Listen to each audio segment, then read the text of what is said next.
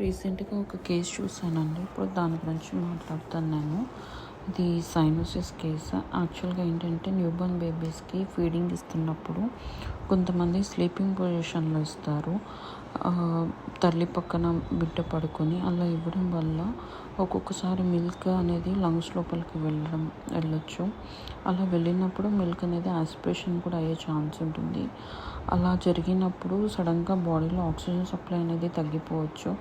అలా అయినప్పుడు blue colour lips, hands ఇట్లా మొత్తం బ్లూ కలర్లోకి చేంజ్ అవుతుంది. దాన్ని సైనోసిస్ అంటాము. సో ప్రతి ఒక్క న్యూబోర్న్ బేబీస్ మదర్స్ ఏంటంటే ఫీడింగ్ ఎలా ఇవ్వాలి, ఫీడింగ్ పొజిషన్స్ ఏంటి అన్నది కంపల్సరీగా తెలుసుకోవాల్సిన విషయము.